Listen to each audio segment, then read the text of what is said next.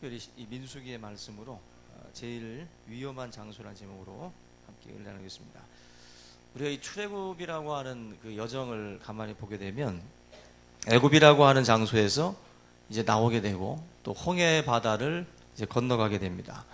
그리고 이제 그들에게 펼쳐지는 광야라고 하는 그 길이 그들에게 놓여지게 되는데, 시내산이라고 하는 곳에 도착하는 그 과정까지가 3개월 정도가 걸립니다. 3개월.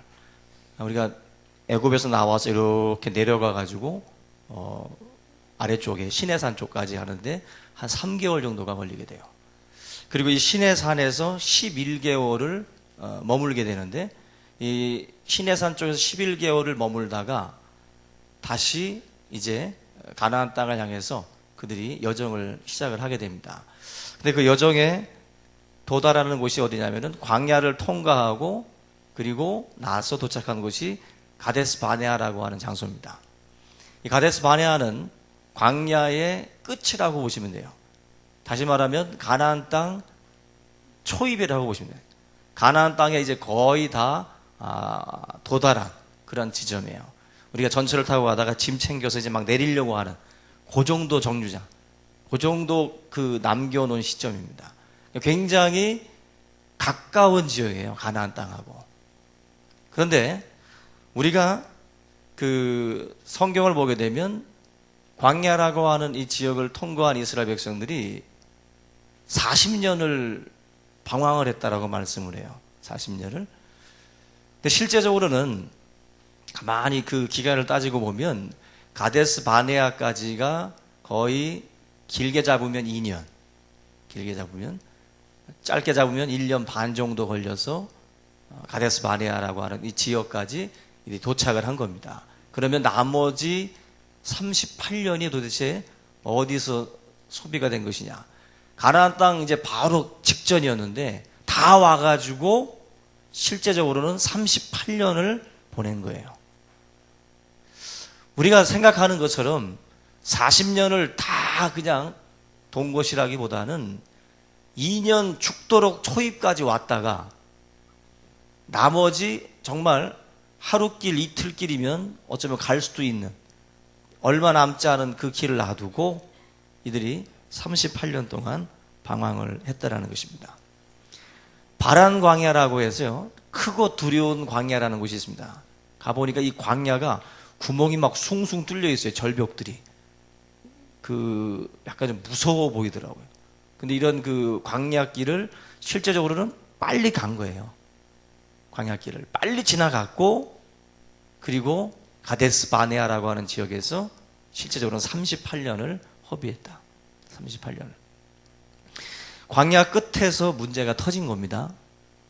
광야 끝, 그리고 가나안 땅 초입에서 문제가 생겼어요. 항상 우리가 이런 그 성경의 교훈을 통해서 많은 교훈들을 얻을 수가 있는데, 이 본문을 통해서도 우리가 많은 것들을 배울 수가 있습니다. 신명기 1장 19절 이하에 보면 이스라엘 백성들이 38년 동안 이 가데스 바네아라고 하는 이 지역에서 헤매게 됐던 이유를 이야기를 하고 있습니다. 그때 12명의 정탐꾼 이야기 잘 아시죠? 12명이 정탐꾼을 이제 12명의 정탐꾼을 결성을 해서 자기들이 들어갈 가나안 땅을 먼저 12명을 보내요. 거의 300만 되는 전체 인구가 다 가지 않고 12명만 선별해서 너희들이 가서 한번 보고 와라. 그래서 12명을 정탐꾼으로 보내게 됩니다. 근데 갔다 돌아와서 의견이 딱 10대 2로 갈립니다. 10대 2로. 10명의 의견과 2명의 의견이 달라요. 10명은 악평을 하고 2명은 우리가 가면 승리한다. 저건 우리의 밥이다. 우리 것이다. 하나님이 약속한 땅이다. 2명은 그렇게 말을 하지만 10명의 사람들은 가봤자 죽는다. 거기는 다 거인들이다. 거기는 우리가 상대할 대상이 아니다. 그리고 과일들도 크고 좋지만 그거 먹는 사람들도 생각해라. 다 크다. 우리가 이길 수 없다. 10명과 2명의 의견이 아주 극렬하게 갈라져요. 백성들이 누구 말을 들었을까요? 10명의 말을 들었어요. 10명의 말을 듣고 통곡을 하기 시작을 해요. 오늘 민수기 14장 보시면 1절에 온 회중이 소리를 높여 부르짖었다 그랬어요. 10명의 말을 듣고 난 뒤에 온 백성들이 통곡하기 시작. 이제 우린 죽었다. 우린 끝났다. 우린 이제 망했다라고 생각을 하고 통곡을 하기 시작을 했어요. 다 끝난 것이다라고 판단을 내린 거죠. 여러분들, 그 망할 사람들의 그 입에서는 항상 흘러나오는 말이 있습니다. 망조죠. 흔히 말하는 망할 사람들의 입에서 나오는 흔한 말들이 있어요. 그 용어가 이스라엘 백성들 사이에서 거침없이 흘러나옵니다. 여러분들, 아무리 어려우셔도 입을 단속하셔야 돼요.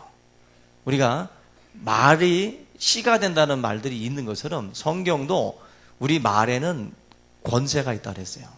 저와 여러분들이 이스라엘 백성들이 지금 하고 있는 이 원망, 이게 바로 망할 징조입니다. 상황이 그들을 망하게 하는 것이 아니라 그들의 입에서 나오는 말이 그들을 망하게 해요. 여러분들, 지금 이스라엘 백성들 10명의 말을 듣고 그들이 내뱉은 말들은 이제 죽고 싶다, 우리 끝났다, 돌아가자, 이런 말들밖에는 그들의 입에서 나오지 않았다는 것입니다. 너무 답답하니까 2명, 여호수아와 갈렙이 자기 옷을 막 찢어가면서 항변을 합니다. 우리가 봤을 때는 아니다. 우리가 하나님 말씀 믿고 들어가면 승리할 수 있다. 아무리 떠들지만 이스라엘 백성들이 그 말을 듣질 않아요. 듣질 않습니다. 우리가 이 상황들을 보게 되면 참 가슴이 아프죠. 우리가 어쩔 때 이 여호수아와 갈렙 같은 심정을 가질 때가 있어요. 너무 답답해가지고 막 옷을 찢어가면서라도 좀 말해주고 싶은, 성도들 가운데도 답답한 분들 많습니다. 옷을 막 찢고 싶을 정도로 답답한 분들 많아요. 하나님의 뜻은 들으려고 하지 않습니다. 다 10명과 같은 사람들의 소리만 듣고 와가지고 다 엉뚱한 반응들만 보여요. 아무리 믿음의 이야기를 해줘도, 보세요. 여러분들, 여호수아와 갈렙이 옷을 찢어가면서 자기들의 이야기, 믿음의 이야기를 하니까 돌을 들어서 죽이려고 합니다. 오히려 여호수아와 갈렙을. 니들이 뭘 한다고. 10명이 지금 아니라는데 2명이 본 게 뭐가 그렇게 대단하냐는 거죠. 결국 그런 소리를 듣고 와가지고 결국 모든 백성들이 다 통곡하고 원망하는 그러한 자리에 앉아 있다는 것입니다. 결국 결론이 뭐예요? 14장 여러분들 34절 한번 보세요. 14장 34절. 너희는 그 땅을 정탐한 날 수인 40일의 하루를 1년으로 쳐서 그 40년간 너희의 죄악을 담당할지니 너희는 그제서야 내가 싫어하면 어떻게 되는지를 알리라 하셨다라. 다 죽었습니다. 여러분들, 가나안 땅 초입에 바로 입구 앞에서 원망과 불평을 했던 사람들은 다 죽고요. 20세 미만의 어린아이들만 살아남아요. 그리고 그 아이들만 다시 가나안 땅에 입성을 하게 됩니다. 그 외에는 여호수아와 갈렙, 믿음의 말을 했던 2사람만이 가나안 땅에 들어가게 됩니다. 우리가 이러한 사실들을 보면서 느끼는 것들이 많습니다. 그래서 광야는 순식간에 지나간 거예요. 광야는, 그 힘들다고 하는 그 광야는 정말 눈 깜짝할 사이에 지나갔고요. 그들이 머문 오랫동안 뱅글뱅글 돌았던 자리는 가나안 땅 바로 입구였어요. 이걸 우리가 분명히 깨달아야 됩니다. 광야 끝에서 필요한 게 뭘까요? 광야의 끝에서 필요한 게 바로 믿음입니다. 광야에 들어갈 때도 믿음이 필요하지만 광야의 마지막, 이제 본격적으로 하나님의 약속이 펼쳐지는 그 그림 앞에서 이제 우리에게 필요한 것이 바로 믿음이라는 거예요. 믿음. 가데스 바네아까지 온 것도 믿음이지만 이제 앞으로 여기에서 더 필요한 게 이제 믿음이라는 거죠. 그런데 의심 때문에 이스라엘 백성들이 무너지고 망하기를 시작한다는 것입니다. 여러분들 가운데에도 이제 다 이루었다, 다 됐다 이렇게 생각되는 그런 그 상황들이 또 혹시라도 있는 분이 있다면 오늘 이 말씀을 잘 들으셔야 됩니다. 우리가 다 이루었다라고 생각하는 그 지점이 사실은 다 이룬 게 아닙니다. 이제 본격적으로 하나님이 우리의 믿음을 시험하는 그 자리가 될 수 있어요. 그 자리는 여러분들이 믿음을 가지고 극복해야 될 자리가 됩니다. 다 이룬 것 같은데 2%가 뭔가 이제 부족한데 그 자리를 통해서 하나님이 우리를 테스트합니다. 결코 하나님이 그렇게 쉽게 들여보내지 않더라고요. 이스라엘 백성들을 가나안 땅에다가 쉽게 들여보내지 않고 가데스 바네아에서 그들에게 큰 시험을 이제 하나님께서 치르십니다. 바로 가나안 땅을 12명이 보고 와서 그들이 느낀 점을 이야기할 때 과연 너희들이 누구의 말을 듣는지 내가 한번 보겠다는 거죠. 10명의 말을 듣는지 아니면 2명의 말을 듣는지. 만약에 부정적인 악평에 대해서 2명이 이야기하고 긍정적인 말을 10명이 했다면 누구 말을 들었을까요? 요것도 헷갈리죠. 다수의 의견을 따를까? 부정적인 그 의견을 따를까? 요것도 망설여지죠. 중요한 기준은 하나님의 약속, 말씀을 믿는 거예요. 숫자가 아니에요. 2명이 말했든 10명이 말했든 아버지의 약속의 편에 서는 거예요. 약속의 편에. 그래서 성도는 어떤 군중 심리에 따라서 움직이시면 안 됩니다. 아버지의 약속이 어디에 있는지를 보고 따라가셔야지. 저기 붙으면 좀 낫겠다. 10명. 우리 교회에서도 제발 OX 퀴즈 할 때 눈치 좀 보지 마세요. 알아서 가세요. 알아서. 소신껏. 눈치 딱 보다가 그렇게 숫자 세가지고 많은 쪽으로 그렇게 가는 그런 경우는 안 됩니다. 하나님 앞에 믿음의 말씀이 어디에 있는가를 잘 따져서 그 말씀을 붙드세요. 말씀을 붙드는 자가 승리하는 거지 숫자 붙드는 사람은 나중에 큰 코 다칩니다. 민주주의가 좋은 것도 있지만 나쁜 것도 많아요. 동성연애 이런 결혼을 합법화한다. 다수결로 또 투표해버리면 이건 앞으로 한 세대만 지나고 나면 이것도 다 통과될 사안들입니다. 우리의 삶 가운데에 다수가 아니라 약속을 붙드는 삶이 반드시 필요하다는 것입니다. 가나안 땅을 들어가기 전에 하나님께서 이스라엘 백성들을 다 죽이셨는데 하나님이 정말 죽이려고 했던 게 뭘까요? 그들의 몸만 죽이려고 했던 게 아니라 그들의 의심, 그들의 불신 이런 것까지도 다 하나님이 죽이기를 원했어요. 우리 여러분들의 그 신앙의 부족한 이 부분들을 하나님께서는 다 그 땅에다가 묻어놓고 가나안 땅으로 들어가기를 원하시죠. 저와 여러분들이 믿음의 사람들이 다 될 수 있길 바랍니다. 그 2% 부족하다라고 하는 그 부분, 그 의심 때문에 다 죽을 수도 있고요. 그 2%의 믿음을 얹으면 다 살 수도 있어요. 여러분들 항상 믿음의 사람들이 되셔서 하나님 앞에 영광을 돌릴 수 있기를 주님의 이름으로 축원합니다. 빌립보서 4장 19절에 이런 말씀이 나옵니다. 나의 하나님이 그리스도 예수 안에서 영광 가운데 그 풍성한 대로 너희 모든 쓸 것을 채우시리라. 이 약속의 말씀이죠. 그 믿음의 말씀들을 탁 붙들어야 돼요. 제가 이걸 읽었으면은 아멘 해야 되는데 아멘한 사람이 별로 없어요. 안 채워줄 것 같죠? 그럼 안 채워주시죠. 하나님 앞에 믿음으로 산다는 것은 그게 쉬운 게 아닙니다. 믿음이 쉬우면 그것이 쉬우면 역사가 일어날 수가 없어요. 믿음이 희귀하기에 역사가 일어나는 거예요. 그래도 죽어도 아멘을 안 해요. 믿음은 희귀해요. 그래서 하나님이 믿는 사람들을 통해서 역사하기를 원하시는 거지. 가만히 보면은요, 왜 나에게는 이런 일들이 일어나지 않는가라는 말들을 많이 하는데 믿음이 없어서 그래요. 믿음으로 하나님 앞에 엎드려야 되고 믿음으로 강력하게 기도하셔야 돼요. 그때 하나님이 그런 사람들을 들어서 역사하는 거예요. 그렇게 쉽게 먹으려고 하지 마세요. 그 쉬운 거 아닙니다. 우리의 삶 가운데에 믿음으로 사는 게 필요한데 신명기 1장 33절 보니까 그는 너희보다 먼저 그 길을 가시며 장막 칠 곳을 찾으시고 밤에는 불도 낮에는 구름으로 너희가 갈 길을 지시하신 자이니라. 하나님이 먼저 가 계셔요.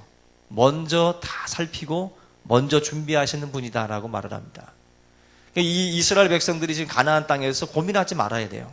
그들이 아무리 커도 주님이 먼저 앞서 가셔서 우리에게 이 터를 잡을 수 있도록 만드실 것이다라고 믿고 가야 되는데 의심이 지금 너무 가득 찬 거예요.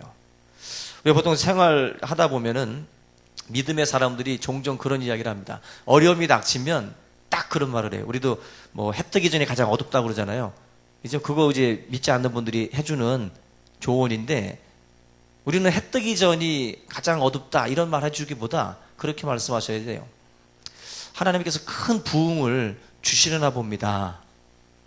하나님께서 우리 집에 큰 축복을 주시려나 보다. 그죠? 그런 식으로 반응해야 되겠죠. 시험이라고 하는 이 가데스 바네아라고 하는 이 시험은요, 가나안 땅 바로 직전이었어요. 가나안 땅 바로 직전. 그러니까 내 삶에 시험이 오면 하나님이 내게 큰 복을 주시려나 보다. 그런 믿음을 가지고 그 시험을 맞닥뜨려야 됩니다. 근데 그 시험이 왔을 때 그 시험의 그 자리에서 원망하고 불평하는 사람들이 있어요. 그게 테스트인 줄을 몰라요. 여러분 삶 가운데에도 보면은 이 테스트라는 게 있습니다. 그죠? 뭐 직장에서 어떤 직장은 뭐 이렇게 떨어진 핀 하나 줍는데 그 줍는 거 보고 너 합격. 떨어진 휴지 하나 주웠는데 CCTV로 보다가 너 합격. 인간성 보는 거죠. 인간성. 그런 거 하나 보고도 벌써 알게 모르게 지금 여러분들 직장에서도 상사들이 여러분들 좀 테스트하고 있을 수도 있어요. 그걸. 근데 그 시험의 자리에서 엉뚱한 반응들을 보인다고. 원망하고 불평하고. 바로 떨어지는 거죠. 가데스 바네아가 바로 하나님께서 이스라엘 백성들을 시험하는 자리예요. 이제 이 땅에 들어갈 자격이 있는지 한번 보자는 거예요. 가나안 땅에. 하나님이 얼마나 과감합니까? 자격이 안 되니까 다 죽여버려요. 광야에서 그냥 돌다가 죽어라. 그리고 20세 미만의 아이들만 다시 시작하자. 이들을 통해서 내가 다시 시작하겠다는 거예요. 하나님이 그렇게 과감한 분입니다. 우리의 삶에 아무리 어려움이 와도 여러분들 우리 입술을 잘 간수하셔야 돼요. 복된 말 많이 하셔야 돼요. 그래서 찬송 많이 하시고 또 하나님 앞에 나와 기도하셔야 돼요. 사람 만나봤자 자꾸 한탄만 하고 부정적인 얘기만 해요. 그죠? 특별히 전화통화 같은 것도 별로 안 좋습니다. 신앙상담도 전화로 하면 안 돼요. 또 죽을 소리만 해요. 눈과 눈이 마주쳐서 만나서 이야기를 해줘야 좀 치유가 되지. 전화로 하면 어떻게 가서 목을 조를 수도 없고 그냥 계속 죽겠다고만 해요. 죽겠다고만. 뭔가 가치들 만나서 이야기하고 그 속에서 치유받는 뭐 그런 것들이 필요하겠죠. 여러분들 신앙이라는 것 시험이 있습니다. 반드시 시험이 있어요. 그 시험의 자리에서 여러분 승리하셔야 돼요. 근데 많은 분들이 그 시험의 자리를 놓친다는 거예요. 오늘 하나님께서 12정탐꾼을 이제 결성을 해서 이제 파송을 하는데 12정탐꾼이라는 것은 12가지 생각이라고도 볼 수 있어요. 12가지 생각. 12가지 생각이 찾아오는 거죠. 어떤 상황을 접하게 되면 그 상황은 우리에게 12가지의 정보를 줘요. 그야말로. 그 정보에서 10가지 정보는 뭐냐? 안 된다. 틀렸다. 네 얼굴로 되냐? 네 능력으로 되냐? 너 실력으로? 네 백으로? 너 안 돼. 그런 정보가 10가지 정보라면 2가지 정보는 뭐겠어요? 여호수아와 갈렙 같은 정보예요. 너 할 수 있다. 하나님이 함께 하시면 너 도우시면 너 할 수 있어. 여호수아와 갈렙이 막 튀어나와야 된다고. 근데 여호수아와 갈렙의 정보는 다 묻어두고 10명의 정보들, 믿음도 없는 아이들의, 믿음도 없는 사람들의 소리를 듣고 와가지고 그냥 좌절해 있는 분들이 있어요. 성도는요, 하나님 말씀 들으셔야 돼요. 자꾸 세상 사람들의 말 듣고 와가지고 거기에 우리가 무너져 있으면 안 됩니다. 하나님의 음성에 귀를 기울이고 이 속에서 자꾸 여호수아와 갈렙이 튀어나오게 만들어야 돼요. 그래야 우리가 사는 것이지 안 그러면 다 망하는 거예요. 지금 이 말씀 보면은 여호수아 갈렙 말 안 듣고 10명의 말을 쫓아간 사람들은 다 망했어요. 다. 우리가 믿음으로 사는 자가 되셔야 됩니다. 믿음으로 살았으면 여호수아 갈렙 말 들었으면 38년 헤매지 않아도 되는 거였어요. 그냥 바로 들어가는 거였어요. 여호수아 갈렙의 말을 듣지 않으니까 2년 고생했던 것은 그건 약식이에요. 맛복입니다. 38년이 기다린다는 거예요. 38년. 결국 40년을 이스라엘 백성들이 광야에서 뱅글뱅글 도는 고난의 시간들을 겪게 된다는 것입니다. 12가지의 소리들이 들려온다는 것은 시험입니다. 그 중에서 여러분들이 이제 골라내셔야 되는 거예요. 골라내셔야 돼요. 하나님의 말씀이 뭔지를 골라내셔야 돼요. 그래서 그거를 여러분들의 것으로 취하는 거예요. 그게 바로 우리들이 해야 될 일이에요. 해야 될 일. 여러분들, 속이 보이지 않는 그 물통에 물이 있는지 없는지를 어떻게 구분합니까? 기도하면 보여요?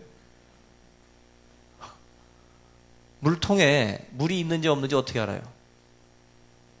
가서 그냥 발로 차보면 알죠. 발로 찼는데 통이 날아가면 없는 거죠. 근데 찼는데 발가락이 아프면 물이 있는 거예요. 속에 뭐가 있는지 없는지는 부딪혀 보면 알아요. 부딪혀 보면 그 속에 비었는지 들었는지 알 수 있습니다. 믿음이라는 거 똑같다고 보시면 돼요. 여러분들 속에 믿음이 있는지 없는지 어떻게 알겠어요? 믿음이 외모로 판단이 됩니까? 여러분들의 믿음이 지금 있는지 없는지 누가 판단할 수가 있어요? 뭐 사각턱이면 굳세 보여요? 뭐 믿음도 굳세게 보이고, 뭐 아멘 아멘 많이 하면 믿음이 있을 것 같죠? 주여 주여 많이 하면 믿음이 있을 것 같죠? 아멘 아멘 많이 외치는데도 빈 껍데기 신앙 많습니다. 시험이 왔는데 부딪혔는데 날아가는 사람들이 있어요. 시험이 왔는데 믿음이 없다 보니까 날아가 버리는 거예요. 속에 믿음이 있어야 부딪혔을 때도 견고한데 믿음이 없으니까 시험이 왔을 때 빈통이라는 걸 드러내요. 빈통이라는 걸. 신앙이라는 것은요, 생전 가도 알 수 없어요. 우리가 이게 눈으로 봐서는. 부딪혀 봐야 그 사람의 믿음이 있는지 없는지 아는 거지, 우리가 성경 공부를 가지고 어떻게 합니까? 예? 예배 지금 이거 드리는 것을 어떻게 알아요? 안 존다고 믿음 있는 거 아닙니다. 조신다고 믿음 없는 것도 아니에요. 보면 졸아도 뭐 누가 그러잖아요. 이렇게 졸라고 아멘이는 이렇게 졸지 말고 졸아도 믿음 있는 분이 있다니까요. 껄렁껄렁해 보이는데도 시험이 오니까 버티는 사람들이 있어요. 껄렁껄렁해 보이는데 믿음도 없는 줄 알았는데 의외로 또 믿음이 있고 믿음이 또 있는 줄 알았는데 아주 그냥 날아가서 그냥 비지도 않아. 그런 분들이 있어요.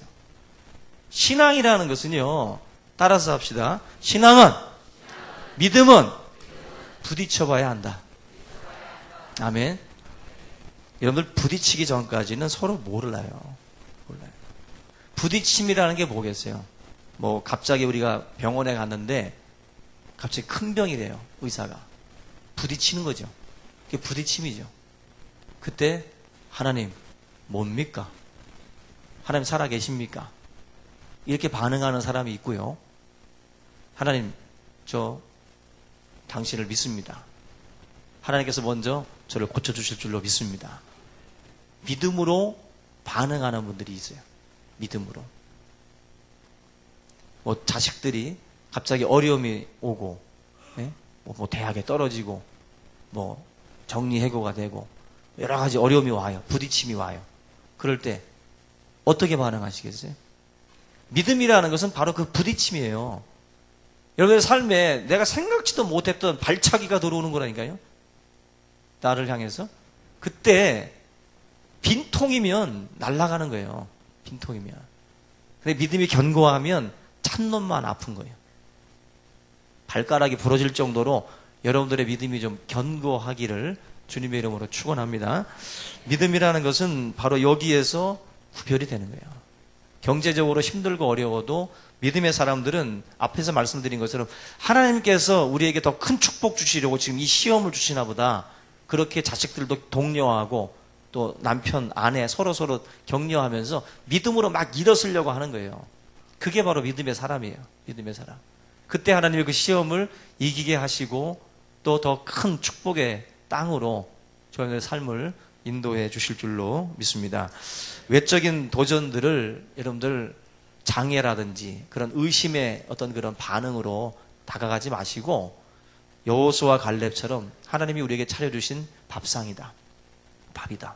그렇게 생각을 하고 그 시험의 그 시간들을 잘 이겨낼 수 있기를 주님의 이름으로 부탁을 드립니다. 외부의 충격은요, 결국 우리를 자라게 하고 또 성숙시키는 역할들을 해요. 외부의 충격이. 그런 그 충격을 받았을 때에 내가 성장하느냐 아니면 내가 죽느냐예요. 여호수아 갈렙의 반응을 보이면 나는 살아요. 그리고 성장합니다. 그러나 10명의 반응을 따라가면 난 죽는 거예요. 멸망하는 거예요. 하나님 나를 붙들어 달라고 주님 앞에 믿음으로 막 기도할 때 하나님이 여러분들을 붙들어 주실 줄로 믿습니다. 여러분들 의심이라는 거 결국 자꾸 점점 커지지 이게 작아지는 법이 없어요. 의심은 너무너무 커집니다.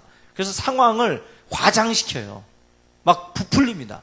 그래서 막 실제보다는 더 120%, 200% 더 뻥튀기가 돼가지고 여러분들 앞에 지금 딱 놓여있는 그런 식이 되죠. 그래서 사람들한테 이야기할 때도 그렇게 과장법을 쓰고 자꾸 그렇게 이야기들을 하는 모습들을 자꾸 볼 수가 있어요. 지금 이 이스라엘 백성들이 13장 33절 보니까 메뚜기라고 말을 하잖아요. 메뚜기 같다, 우리가. 이게 지금 얼마나 그들의 그 자존감이 지금 작아지고, 그죠? 위축됐는지를 알 수 있어요. 아예 형편없이 지금 아주 바닥을 친 거죠. 의심이라는 것은요, 절대로 의심이라는 형태로 오지 않습니다. 변장돼서 와요. 내가 하나님을 의심한다라고 말하지 않죠. 다 하나님 믿는다고 말을 해요. 그래서 의심은 의심의 형태로 오지 않는다. 어떤 형태로 오냐면은 첫째로가 두려움으로 옵니다. 두려움으로. 난 하나님 믿습니다. 근데 두려울 뿐이라고. 그 믿지 않는 거예요. 그게 불신이라고. 두려움 속에 있다라는 것 자체가 하나님께서 내 인생을 책임져 주지 않는다라고 하는 불안 심리가 있는 거예요. 두려움이라는 게. 결국 그것이 불신이라는 거예요. 하나님 나를 불쌍히 여겨달라고. 하나님 나의 삶을 책임져 달라고 주님 앞에 믿음으로 기도하는 그런 자세가 필요합니다. 두려움, 여러분들 믿음이 굳건해질 때까지 말씀과 기도로 좀 붙들어야 돼요. 그거 여러분 굉장히 그게 두려움이라는 것이 바로 불신이에요. 두려움이라는 게. 두려워하지 말고 믿음으로 걸어갈 수 있기를 주님의 이름으로 축원합니다. 두 번째는 걱정과 염려입니다. 의심이라고 하지 않아요. 하나님을 의심하지 않고 걱정하고 염려하는 것으로 보여져요. 걱정하고 염려하는 것. 그것이 바로 불신입니다. 미래를 누가 지배하죠? 우리의 미래는 하나님이 지배하는 거예요. 하나님이 다스리는 거예요. 주권이 하나님께 있어요. 그러면 걱정하지 말고 염려하지 말고 오직 모든 일에 기도와 간구로 하나님 앞에 나가면 되는 거예요, 우리는. 근데 그러지 않고 자꾸 의심하고 염려하고 걱정하는 거, 그게 다 불신이라는 거예요. 그게 다 불신이라고. 하나님 앞에 저와 여러분들이 믿음이 필요한데 여호와 이레의 믿음이 필요해요. 준비하신 하나님, 먼저 앞서가신 하나님, 예배하시는 여호와 이레 하나님을 믿을 때 우리가 그렇게 걱정하고 염려하지 않는다는 거예요. 믿는 거죠. 그래서 여러분 여호와 이레라고 하는 그 하나님을 믿게 되면은 미래가 설레입니다. 하나님이 도대체 뭘 준비하고 계실까? 나의 가는 그 길에 어떤 것들을 또 가지고 나를 놀래키시려고 준비하고 있을까? 기대가 되는 거예요. 기대가 되는 거예요. 새 학기가 시작될 때 새 친구 만나고 새 선생님 만나는 그 기쁨도 있겠지만 하나님께서 내 인생에 새로운 학기가 시작될 때 어떻게 또 누구를 만나서 역사하실까? 그런 기대를 하라고 학생들은. 직장도 마찬가지예요. 직장도 그렇고 사업도 그렇고 모든 계획 속에 여호와 이레라고 하는 그 믿음을 좀 가지시기 바랍니다. 그래서 하나님이 분명히 준비하고 있다. 내 인생에 앞에 가셔서 장막 칠 자리를 준비하셨다고 그러잖아요. 그런 어떤 하나님의 준비가 내 인생에 기다리고 있다라고 믿고 맡기시기 바랍니다. 염려하지 말고 오직 성도가 해야 될 일들은 기도입니다. 기도. 이 기도를 통해서 우리의 믿음이 더욱더 좀 항상 하루하루가 설레는 그러한 삶이 될 수 있기를 주님의 이름으로 축원합니다. 아마 30 넘어가면 이제 안 설레시죠? 다들. 아마 뭐 학생 때는 소풍 갈 때도 설레었고, 그죠? 뭐 국경일, 뭐 설날, 추석날이면 다 설레었는데 지금 설레지 않는 분들 굉장히 많죠, 여기 지금. 다 늙은 거거든요. 늙은 거거든요. 근데 다시 회복될 수 있는 방법이 있어요. 바로 그게 하나님에 대한 믿음인데, 여호와 이레의 믿음만 회복되시면 하루하루가 설레입니다. 제 눈동자 보세요. 설레이잖아요. 예? 여러분들도 설레이셔야 돼. 하루하루를 설레임 속에서 살아야 되는데, 그냥 다 끝났다. 이제 뛰어봤자 뭐 별 수 있겠어. 마치 모든 것이 이제 다 정리된 것처럼 생각하는 분들이 있어요. 아닙니다. 5년, 10년 사이에 어떻게 바뀔지 아무도 몰라요. 지금의 모습을 여러분들 생각했습니까, 혹시? 10년 전에? 아무도 못 생각했죠. 저도 이 모습을 생각 못 했고요. 여러분들도 여러분들의 인생에 지금 현재 있는 그 자리를 생각한 분들은 없어요. 어떤 일들이 펼쳐질지 사실 우리는 모릅니다. 다만 우리가 이 자리에 딱 서서 앞을 볼 때 별 수 있겠어라고 우리는 생각을 해요. 근데 하나님의 뜻은 큽니다. 어떤 것들을 준비하고 있을지 모른다는 거예요.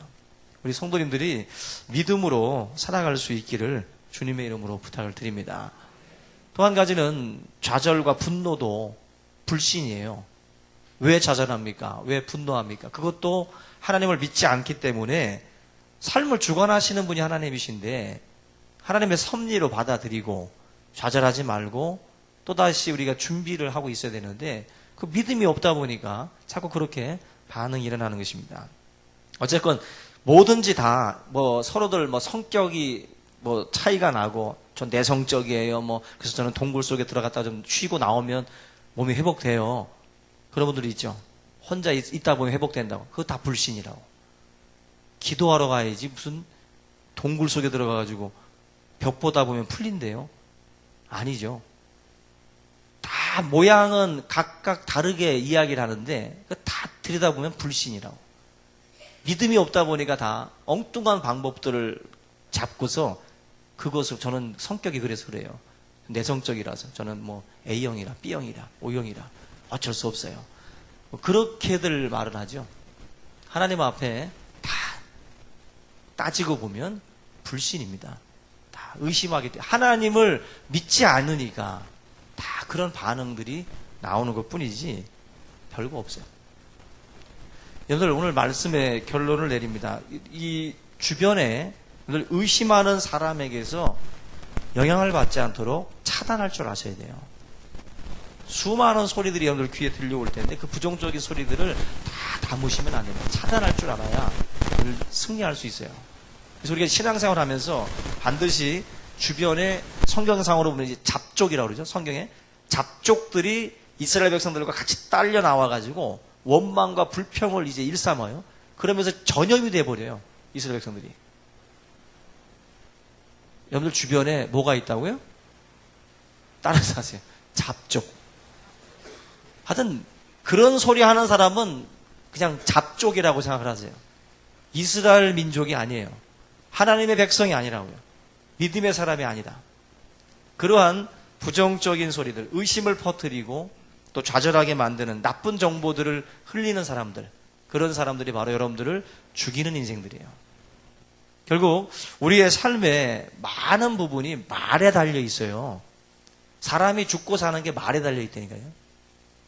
그래서 여러분들 검으로보다 지금 말로 죽는 사람들이 얼마나 많습니까? 지금 말로 죽는 사람들. 항상 그런 면에서 믿음의 연대가 필요해요. 믿음의 연대.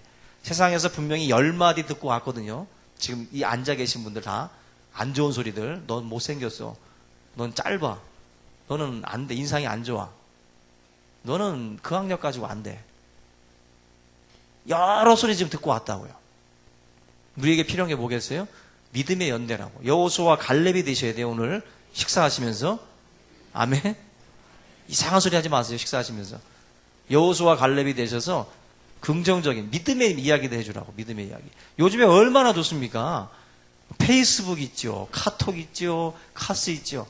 누가 좀 올리면 긍정적인 말, 믿음의 말, 소망의 말들을 힘을 실어줄 수 있는 한 줄의 글이라도 주면 얼마나 힘이 되겠어요. 근데 거기다가 그냥 부정적인 소리들만 크크크크 하다가 그냥 비웃다가 나간다든지 그러지 말라고. 기왕이면 좋은 소리 해주고 가세요. 돈 드는 것도 아닌데 그냥 좋은 말들, 희망의 말들, 소망의 말들, 믿음의 말들을 한 줄만 던져줘도요 그 사람이 살 수가 있어요. 어쩔 때는 정말 그 한 줄이 정말 필요한 순간이 있어요. 우리들이 볼 때는 장난스러운데 그 사람은 지금 정말 죽겠거든. 근데 한 줄의 글이 힘을 줄 수가 있어요. 여러분들 믿음의 연대가 그래서 필요해요. 서로 믿음의 말들로 격려해 주셔서 함께 이 가데스 바네아에서 멸망하는 것이 아니라 약속의 땅 가나안으로 함께 들어갈 수 있는 우리 모두가 될 수 있기를 주님의 이름으로 축원합니다. 다 같이 오늘 말씀을 붙들고 통성으로 함께 기도하겠습니다.